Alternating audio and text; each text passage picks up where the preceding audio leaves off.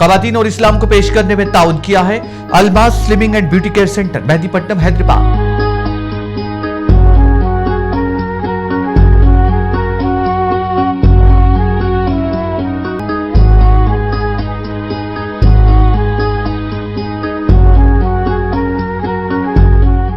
अस्सलामु अलैकुम व रहमतुल्लाहि व बरकातुहू। अल्हम्दुलिल्लाहि रब्बिल आलमीन वस्सलातु वस्सलामु अला रसूलिहिल करीम व अला आलिहि व अस्हाबिहि अजमईन व मन तबिअहुम बि इहसानिन इला यौमिद्दीन, अम्मा बाद। फ़अऊज़ु बिल्लाहि समीइल अलीम मिनश शैतानिर रजीम मिन हमज़िहि व नफ़्ख़िहि व नफ़्सिहि। रब्बि इश्रह ली सदरी व यस्सिर ली अमरी वहलुल उक़दतम मिन लिसानी यफ़क़हू क़ौली। Rabbi ज़िदनी इल्मा, rabbi ज़िदनी इल्मा, rabbi ज़िदनी इल्मा। मोहतरम नाज़रीन, हमारा खुसूसी प्रोग्राम ख़वातीन और इस्लाम में आप सबका खैर मक़दम है। मैं हूँ ज़ैनब मोहम्मदी मुफ़लिहाती, आप लोगों के सामने इंशाअल्लाह कुरान का तर्जुमा और उसकी तफसीर बयान करते चली आई हूँ।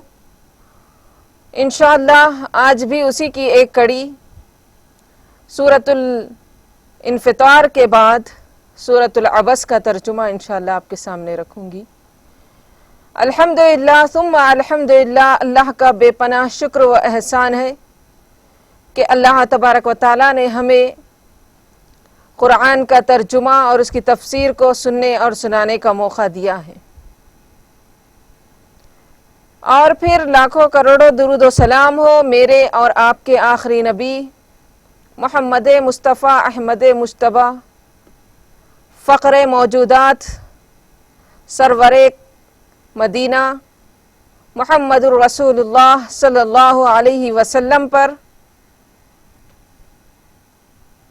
फिर इसके बाद आपके सहाबाए कराम पर, क़यामत तक आने वाले तमाम मोमिनीन व मोमिनात पर अल्लाह की सलामती और उसकी रहमत नाजिल हो। मोहतरम नाज़रीन, मुख्तसर सी इस हम्दो सना के बाद सूरतुल अबस का तर्जुमा आपके सामने रखूँगी इंशाअल्लाह। अल्हम्दुलिल्लाह सूरतुल अबस का आधा तर्जुमा तो हो चुका था पिछली मर्तबा, तो इंशाअल्लाह और जो बकिया है इस बार पूरा करने की कोशिश करूँगी कुरान व हदीस की रोशनी में। सूरतुल अबस का शान नुज़ूल या सबब नुज़ूल आपके सामने पिछली बार ही रखी हूँ, फिर भी मुख्तसर तौर पर उसका यादा करते हुए आगे बढ़ेंगे कि एक सहाबी रसूल थे जिनका नाम अब्दुल्ला इब्न उम्मे मक्तूम रज़ियल्लाहु अन्हु थे। रसूलुल्लाह सल्लल्लाहु अलैहि वसल्लम से कुछ मसाइल दीनी गुफ्तगू करने के लिए आए थे, जबकि प्यारे नबी सल्लल्लाहु अलैहि वसल्लम सरदारान खुरैश के साथ दीन की दावत में मसरूफ़ थे। रसूलुल्लाह सल्लल्लाहु अलैहि वसल्लम को ये बात पसंद नहीं आई कि अब्दुल्ला इब्न मक्तूम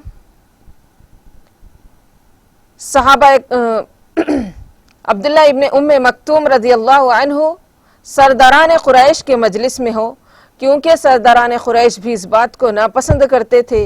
रसूलुल्लाह सल्लल्लाहु अलैहि वसल्लम का चेहरा कुछ बदल गया, आपके चेहरे पर सख्ती आ गई थी, तो अल्लाह तबारक व तआला फौरी आपको आगाह कर दिए कि ए नबी, आपके लिए ये लायक और ज़ैबा नहीं देता कि आप किसी सहाबी से ऐसा रवैया इख्तियार करें। दावत व तबलीग में किसी के लिए आप मखसूस ना करें, सबके लिए अपनी दावत को आम रखें। इस बात की तलखीन की गई और इसी वजह से सूरह अबस की कई आयतें नाजिल हुई। तो अल्हम्दुलिल्लाह अल्लाह तबारक व तआला प्यारे नबी सल्लल्लाहु अलैहि वसल्लम को इस बात की तरफ आगाह कर दिए हैं, तो इस उम्मत भी अल्लाह के रसूल सल्लल्लाहु अलैहि वसल्लम के ताबे हैं। प्यारे नबी मोहम्मद सल्लल्लाहु अलैहि वसल्लम के लिए जो तालीमात थी, उम्मत के लिए भी वो तालीमात है। रसूलुल्लाह सल्लल्लाहु अलैहि वसल्लम जिस तरह किसी को भी دعوت و تبلیغ میں عام مخصوص نہیں کر سکتے، اس امت کو بھی یہ تعلیم ہے کہ وہ دعوت و تبلیغ میں امیر یا غریب کا لحاظ نہ رکھے، دعوت کو عام رکھے، ہر کسی کو دین کی دعوت دینا، دین کی طرف لوگوں کو بلانا ہے۔ تو یہ بات کئی آیتوں میں ہے۔ آگے کی آیتیں جو آج ہم انشاءاللہ اس کا ترجمہ اور تفسیر سنیں گے، تو وہ کَلَّا إِنَّهَا تَذْكِرَةٌ فَمَن شَاءَ ذَكَرَهُ یہیں سے تھا جس میں اللہ تبارک و تعالیٰ بتاتے ہیں کہ اے نبی، یہ قرآن تو سراسر نصیحت ہے، مکمل طور پر یہ قرآن نصیحت ہے، ہر عام اور خاص کے لیے نصیحت ہے، امیر ہو یا غریب، ہر ایک کے لیے نصیحت کے طور پر اس قرآن کو نازل کیا گیا ہے۔ یہی اللہ فرماتے ہیں کَلَّا إِنَّهَا تَذْكِرَةٌ، ہرگز نہیں، یہ قرآن تو نصیحت ہے، سب لوگ اس سے نصیحت حاصل کر سکتے، اور نصیحت حاصل کرنے کے لیے ہی اس قرآن کو نازل کیا گیا ہے۔ کَلَّا إِنَّهَا تَذْكِرَةٌ فَمَن شَاءَ ذَكَرَهُ، جو چاہے نصیحت حاصل کر لے۔ فِي صُحُفٍ مُكَرَّمَةٍ مَرْفُوعَةٍ مُطَهَّرَةٍ بِأَيْدِي سَفَرَةٍ كِرَامٍ بَرَرَةٍ۔ تو یہاں تک اللہ تبارک و تعالیٰ یہ فرما دے کہ یہ قرآن کیسی معزز ہے، کن فرشتوں کے ہاتھوں میں ہے۔ فی صحف مکرمہ، بہت ہی مکرم صحیفوں میں ہے۔ یہ قرآن لوح محفوظ میں ہے۔ جیسے ہم سبھی جانتے ہیں کہ قرآن کے نزول ہونے سے قبل اصلی شکل میں جو آج قرآن موجود ہے، اس قرآن کی اصلی شکل لوح محفوظ میں 7 آسمانوں کے اوپر ہے۔ تو فی صحف مکرمہ، معزز صحیفوں میں ہے، مرفوعۃ مطہرہ، بہت ہی بلند جگہ پر ہے، بہت ہی بلند جگہ پر پاکیزہ ہے۔ بِأَيْدِي سَفَرَةٍ، اور یہ قرآن معزز فرشتوں کے ہاتھوں میں، فرشتے اس قرآن کو پڑھتے ہیں، فرشتے اس قرآن کی عزت کرتے ہیں، جسے اللہ تبارک و تعالیٰ فرماتے ہیں کرام بررہ، بہت ہی معزز فرشتے، بہت ہی نیک فرشتے ہیں، جو اخلاق میں جس طرح بہت ہی عظیم ہے، خلقت میں بھی ویسے ہی عظیم ہے۔ اس آیت کی تفسیر میں مفسرین بیان فرماتے ہیں کہ ایک حافظ قرآن کو بھی ایسے ہی اخلاق و عادات کا حامل ہونا چاہیے، ایسے ہی پاک اخلاق والا ہونا ہے، جیسے فرشتے جو قرآن کو اٹھائے ہوئے ہیں، قرآن کو لاتے ہیں، جبریل علیہ السلام ہے یا پھر اس کے علاوہ دوسرے بھی فرشتے، تو ایک حافظ قرآن کے اندر بھی وہ تمام خصوصیات اپنے اندر لانے کی کوشش کرنا ہے، جو معاشرے میں ایک بہترین اخلاق والا بن سکے۔ محترم ناظرین، حافظ قرآن، ماہر قرآن معزز فرشتوں کے ساتھ ہوگا۔ جس طرح وہ قرآن کو جتنا اچھا، جتنا بہترین یاد کرتا ہے، اس پر عمل کرتا ہے، تو ویسے ہی معزز فرشتوں کے ساتھ اس کا اٹھنا بیٹھنا ہوگا۔ حدیث رسول ہے، پیارے نبی صلی اللہ علیہ وسلم فرماتے ہیں الماہر بالقرآن مع الصفرۃ الکرام بررہ، ماہر قرآن ایسے معزز فرشتوں کے ساتھ ہوگا جو بہت ہی نیک ہوں گے۔ تو کرام بررہ جو اللہ تبارک و تعالیٰ اس آیت میں استعمال کیے ہیں، فی صحف مکرمہ مرفوعۃ مطہرہ بایدی سفرہ کرام بررہ، اس حدیث میں بھی پیارے نبی صلی اللہ علیہ وسلم فرماتے ہیں کہ حافظ قرآن، ماہر قرآن، جس کو اچھی طرح سے قرآن پڑھنے آتا ہے، عمدہ طریقے سے قرآن پڑھتا ہے، آواز کی بہترین آواز کے ساتھ قرآن کے مخارج اور تجوید کا خیال رکھتے ہوئے قرآن پڑھتا ہے تو اس کے بارے میں آپ فرماتے ہیں کہ وہ معزز فرشتوں کے ساتھ ہوگا۔ ہاں، اگر کوئی قرآن پڑھتا ہے لیکن ویسا ماہر طریقے سے نہیں، یا ویسا عمدہ طریقے سے اس کو پڑھنا نہیں آتا، اس کے بارے میں بھی فضیلت آئی ہے۔ اسی حدیث میں آگے پیارے نبی فرماتے ہیں وَالَّذِي يَقْرَأُ الْقُرْآنَ وَيَتَعْتَعُ فِيهِ وَهُوَ عَلَيْهِ شَاقٌ فَلَهُ أَجْرَانِ، جو بھی قرآن پڑھتا ہے لیکن اس کو پڑھنے نہیں آتا، پڑھنے کی کوشش کرتا ہے، اٹک اٹک کر قرآن کو پڑھتا ہے اور اس پر وہ پڑھنا مشقت گزرتا ہے، یعنی بہت ہی تکلیف سے، مشقت سے کسی بھی طرح قرآن کو پڑھنے کی بس کوشش کرتے رہتا ہے، فَلَهُ أَجْرَانِ، تو اس کے لیے ڈبل ثواب ہے، دوہرا اجر ہے، کیونکہ ایک تو وہ قرآن پڑھتا ہے، دوسرا تکلیف کے باوجود بعض لوگوں کو ایسی لکنت رہتی ہے زبان میں کہ صاف طریقے سے قرآن نہیں پڑھ پاتے، قرآن کے الفاظ کو وہ زبان نہیں پلٹتی ان کی، پھر بھی کوشش کرتے ہوئے قرآن پڑھتے ہیں تو اس کے لیے 2 اجر ہے، ڈبل ثواب ہے۔ تو یہاں پر قرآن کی فضیلت اور اس کی اہمیت معلوم ہوتی ہے کہ قرآن بہت ہی عمدہ ہے، بہت ہی عزت والا ہے، اور یہ قرآن معزز فرشتوں کے ہاتھوں ہے۔ تو بتانا یہ ہے کہ جس طرح فرشتے معزز ہے، قرآن کے حاملین قرآن معزز ہے، ویسے ہی دنیا کے حافظ قرآن بھی معزز ہے، ماہر قرآن بھی ویسے ہی معزز ہے، اور اپنے آپ کو صرف حفظ تک ہی نہ رکھے بلکہ حافظ قرآن جس کے سینے میں پورا قرآن موجود ہوتا ہے وہ اپنے آپ کو ویسے عمدہ اخلاق والا بنانے کی کوشش کرے۔ محترم ناظرین، آگے اللہ تبارک و تعالیٰ فرماتے ہیں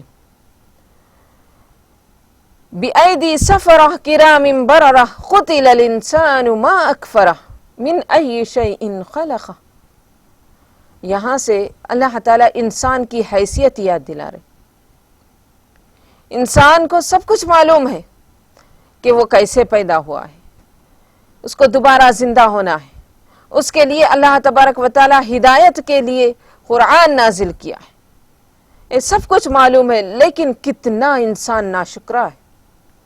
قُتِلَ الْإِنسَانُ مَا أَكْفَرَهُ، انسان برباد ہو جائے، کتنا وہ ناشکری کرتا ہے، اللہ کی ناشکری کرتا ہے۔ سب کچھ معلوم ہونے کے باوجود اللہ کے احکامات پر عمل نہیں کرتا، قرآن پر عمل نہیں کرتا، آخرت پر ایمان نہیں رکھتا۔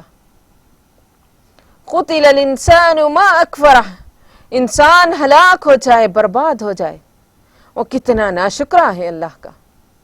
کیا اس کو یہ بات یاد نہیں کہ اس کی حیثیت کیا ہے؟ آگے اللہ فرماتے ہیں مِنْ أَيِّ شَيْءٍ خَلَقَهُ، کیا اس کو نہیں معلوم کہ وہ کس چیز سے پیدا کیا گیا ہے؟ یعنی اتنا اترانا یا فخر کرنا، گھمنڈ، یہ انسان کو کس لیے ہے؟ کیا وجہ ہے؟ کیا اس کو یہ بات یاد نہیں کہ وہ کتنا حقیر نطفے سے پیدا ہوا ہے؟ یعنی یہاں پر جو بھی اللہ تبارک و تعالی انسان کی حقارت بیان کر رہے ہیں، صرف انہی لوگوں کی حقارت ہے جو اللہ کے نافرمان، جو گنہگار ہے، جو کافر ہے، جو اللہ تعالیٰ کے احکامات پر عمل نہیں کرتے۔ لیکن اگر ایک انسان کے اندر اللہ کے اطاعت اور اس کی فرمانبرداری آ جائے تو احسن تقویم میں وہ شمار ہو جائے گا، سب سے بہترین مخلوقات میں اس کا شمار ہو جائے گا۔ اگر وہی انسان اللہ کا نافرمان بن جائے تو ثم رددناہ اسفل سافلین میں اس کا شمار ہو جائے گا، یعنی سب سے بدترین انسانوں میں اس کا شمار ہو جائے گا۔ اسی لیے سورہ بینہ بھی ہم لوگ پڑھے ہیں، سنے ہیں، جس میں اللہ تعالیٰ فرماتے ہیں جو اللہ کے احکامات پر عمل کرتے ہیں اولئک ہم خیر البریہ، اللہ کہتے ہیں کہ یہی سب سے عمدہ مخلوق ہے پورے مخلوقات میں، حتیٰ کہ فرشتوں سے بھی افضل ہو جاتا ہے اگر ایک انسان نیک ہو جائے، متقی ہو جائے۔ اگر وہی ایک انسان گنہگار ہو جائے تو اس کے بارے میں اللہ فرماتے ہیں اولئک ہم شر البریہ، یہ تو بہت ہی بدترین انسان، بدترین مخلوق ہوگا، چوپایوں سے بھی بدتر ہو جائے گا۔ اگر عقل رہنے کے باوجود، اس کے سامنے دو راہ رہنے کے باوجود، صحیح اور غلط کی پہچان ہونے کے باوجود اگر اللہ کا نافرمان بن جاتا ہے، اللہ کا ناشکرہ بن جاتا ہے، تو ایسے انسان کے بارے میں اللہ فرماتے ہیں اولئک ہم شر البریہ، یہ بدترین مخلوق۔ دوسری آیتوں میں اللہ کہتے ہیں اولئک کالانعام بل ہم اضل، یہ چوپائے ہیں یا چوپایوں سے بدتر، جانوروں سے بھی بدتر ہو جاتے ہیں جب اس کے اندر اللہ کے احکامات کی پابندی نہ ہو۔ تو اللہ تبارک و تعالی یہاں پر فرماتے ہیں قتل الانسان ما اکفرہ من ای شیء خلقہ من نطفہ خلقہ فقدرہ، کیا انسان کو یہ یاد نہیں کہ وہ کس چیز سے پیدا کیا گیا؟ من نطفہ، ایک حقیر نطفے سے، خلقہ فقدرہ، اللہ نے انسان کو پیدا کیا پھر اس کو اندازہ بھی کیا ہے، اس کی تقدیر بھی اللہ تبارک و تعالیٰ بنائی۔ جیسے حدیثوں سے ثابت ہے، صحیح احادیث ہے، انسان کے پیدائش سے پہلے، آسمان اور زمین کے پیدائش سے پہلے اللہ تبارک و تعالیٰ ہر انسان کی تقدیر لکھوا دیے، ہر انسان کی تقدیر لکھی جا چکی۔ اللہ فرماتے ہیں کہ اللہ نے انسان کو ایک حقیر نطفے سے پیدا کیا، پھر اس کو ایک اچھی شکل اور صورت دیا، پھر اس کے لیے تقدیر بھی لکھ دی۔ ثم اذا شاء انشرہ، پھر اس کے بعد اللہ فرماتے ہیں کہ قتل الانسان ما اکفرہ من ای شیء خلقہ من نطفۃ خلقہ فقدرہ ثم السبیل یسرہ ثم اماتہ فاقبرہ، اس کے لیے راہ آسان کر دیے، جنت کی راہیں بھی آسان ہیں، جہنم کی راہ بھی بہت آسان ہے، جو چاہے جس راہ کو اپنا لے۔ انسان اگر گنہگار ہے تو اس کے لیے جہنم کی راہ آسان لگے گی، اگر نیک انسان ہے اس کو نیکی کی ہدایت ملتی ہے تو اس کے لیے نیکی کی جنت کا راستہ آسان ہو جائے گا۔ جو بھی انسان جس راہ کے لیے، جس چیز کے لیے پیدا کیا گیا، اس کے لیے وہ چیز آسان ہو جائے گی۔ اور ایک بات بھی یاد رکھیے، اگر ایک نیکی ہم کرتے ہیں تو دوسری نیکی ہمارے لیے آسان ہو جاتی ہے۔ ایک نیکی کی توفیق اگر انسان کو مل جائے تو دوسری نیکی کی توفیق اللہ کے جانب سے خود بخود مل جاتی ہے۔ ویسے ہی اگر ایک گناہ کر لے تو گناہ ہی اس کو اچھے لگنے لگیں گے، گناہ کرنا ہی اس کو آسان دکھے گا، نیکی کرنا اس کو مشکل نظر آئے گا۔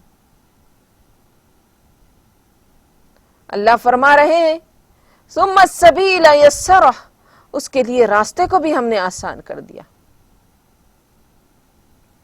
دوسرے آیتوں میں اللہ فرماتے ہیں فہدیناہ النجدین، دو راستے ہم نے بتا دیے اس کو، اچھائی کا راستہ، برائی کا راستہ، دو راستوں میں سے جو چاہے راستہ اپنا لے۔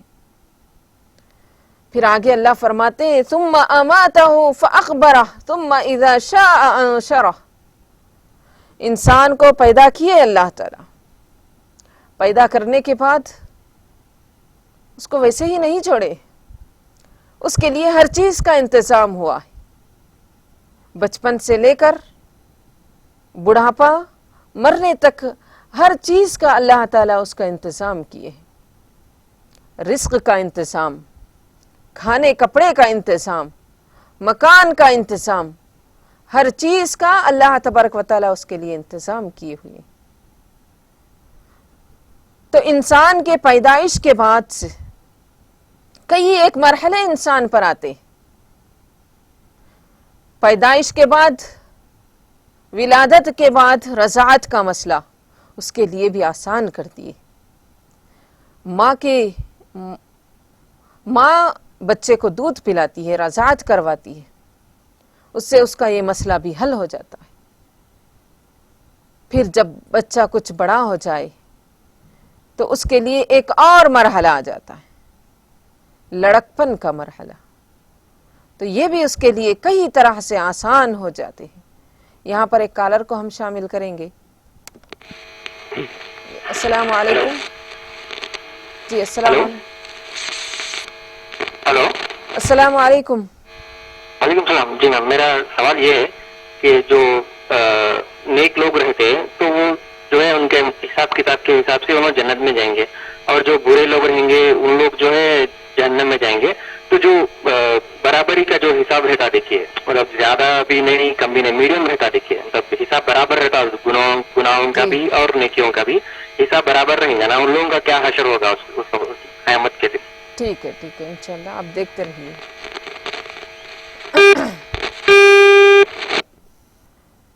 تو الحمدللہ بہت ہی بہترین سوال تھا کہ جو نیکی، جس کے نیکی کا پلڑا بھاری ہو جائے تو وہ جنتی ہے، جس کے گناہ کا پلڑا بھاری ہو جائے تو وہ جہنمی ہے. اب جس کے نیکی اور گناہ کا پلڑا برابر ہو،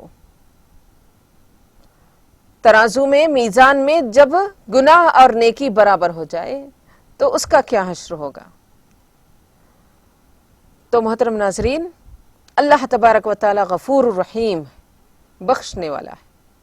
انسان کے نیکیوں کا پلڑا اور گناہ کا پلڑا یکساں ہو جائے تو ایسے اگر گناہ ہے جو صغیرہ ہے، جو معافی کے لائق ہے، تو اللہ تبارک و تعالی اس کو معاف کر دیں گے، اس کو معاف کر دیں گے اور پھر اس کو جنت میں داخل کریں گے.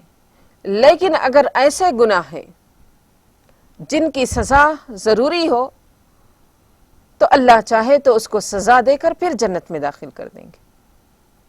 یعنی کبیرہ گناہ، زنا جیسا گناہ یا شراب جیسا گناہ، چوری جیسا گناہ، ایسے بڑے بڑے گناہ اگر اس کے اندر موجود ہے تو اس کی سزا وہ ضرور بھگتے گا.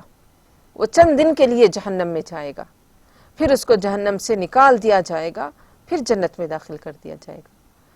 تو اس طرح اگر دونوں کا پلڑا بھاری ہو جائے تو اللہ کی معافی جس کے ذریعے سے جنت میں جا سکتے ہیں، یا پھر گناہ زیادہ ہو جائے تو جہنم میں جا کر پھر جنت میں داخل ہوں گے.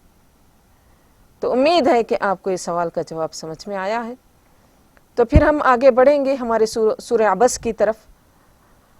تو اللہ تبارک و تعالی یہاں پر فرما رہے کہ ثم اماتہ فاخبرہ، پھر ہم نے اس کو موت دی، پھر اس کو قبر میں دفن کا طریقہ بھی سکھایا. جیسے ابھی آپ کے سامنے یہ بات رکھی ہوں کہ اللہ تبارک و تعالی انسان کو پیدا کیا، ولادت ہوئی، رضاعت ہوئی، پھر لڑکپن ہوا، پھر جوانی ہوتی ہے، پھر شادی کا مرحلہ آتا ہے، پھر اس کے بعد بڑھاپا ہو جاتا ہے. تو ہر ایک اللہ تعالیٰ الگ الگ مرحلے انسان کو رکھے، ہر مرحلے سے انسان گزرتا ہے. پھر اس کے بعد جب موت ہوتی ہے تو یہاں پر بھی اللہ تبارک و تعالیٰ اس کے لیے بہت ہی عمدہ اور بہت ہی بہترین طریقہ اس کے لیے رکھے. ایک مسلمان کے لیے ہماری شریعت ایک عمدہ طریقہ اس کے لیے بتاتی. تو جب موت ہو جائے ثم اماتہ فاخبرہ، جب موت ہو جائے تو اس کو ویسے ہی نہیں چھوڑ دیا جاتا، اس کی لاش کو جنگل کے حوالے نہیں کیا جاتا تاکہ چرند پرند کھا لے، بلکہ اس کے لیے اللہ تعالیٰ بہترین انتظام کیے. پیارے نبی صلی اللہ علیہ وسلم ایک بہترین طریقہ ہمیں سکھائے ہیں، جیسے ہم دوسرے مذاہب میں یہ طریقہ نہیں دیکھتے، جس طرح کا طریقہ ہمارا اسلام ہمیں سکھاتا. اللہ تبارک و تعالیٰ یہاں پر فرماتے ہیں ثم اماتہ فاخبرہ، مرنے کے بعد قبر میں دفن کرنے کا طریقہ بھی ہم سکھائیں. اب یہ طریقہ آدم علیہ السلام کے بیٹے حابل قابل سے تھا. حابل اور قابل آدم علیہ السلام کے دو بیٹے تھے، ایک بیٹا حابل تھا، دوسرا قابل تھا. قابل نے حابل کو قتل کر دیا، قابل حابل کو قتل کر دیا. تو اب قتل کے بعد اس کو یہ سمجھ میں نہیں آ رہا تھا کہ اس لاش کو کیا کیا جائے. تو اللہ تبارک و تعالیٰ ایک کوے کو بھیجتے ہیں, ایک پرندہ کوے کو بھیج کر اس کو سکھاتے ہیں کہ ایک کوا ایک مرے ہوئے دوسرے کوے کو دفن کر رہا ہے, اپنے چونچ سے گڑھا نکال کر کھود کر اس میں اس کو دفن کر رہا ہے. تو ایسا وہ دیکھ کر قابل یہ سمجھ گیا کہ مجھے بھی اسی طرح دفن کرنا. تبھی وہ افسوس کرنے لگا, ہائے میں کتنا گیا گزرا ہوں کہ ایک کوا مجھے سکھا رہا ہے. محترم ناظرین, یہاں پر ایک کالر کو ہم شامل کریں گے. السلام علیکم. وعلیکم السلام ورحمۃ اللہ وبرکاتہ. جی فرمائیے. جی ابھی آپ میت کے بارے میں بول رہے تھے. اب اپن زندہ رہتے نماز پڑھتے وقت کسی آدمی کو جانے نہیں دیتے, مرنے کے بعد وجود سامنے رکھ کے اپن نماز پڑھے, اس کے لیے ذرا معلوم کرنا تھا, بتائیے. جی ٹھیک ہے, انشاءاللہ دیکھتے رہیے, انشاءاللہ آپ کے سوال کا جواب دیں گے. ٹھیک ہے, ٹھیک, شکریہ.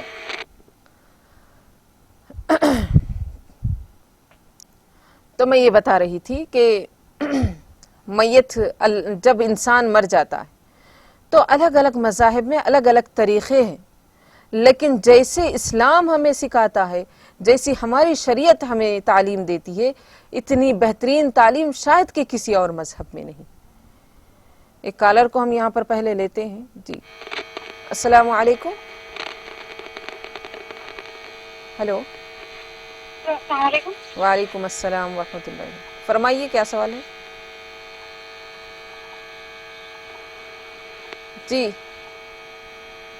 سوال کیا ہے, آپ فرمائیے.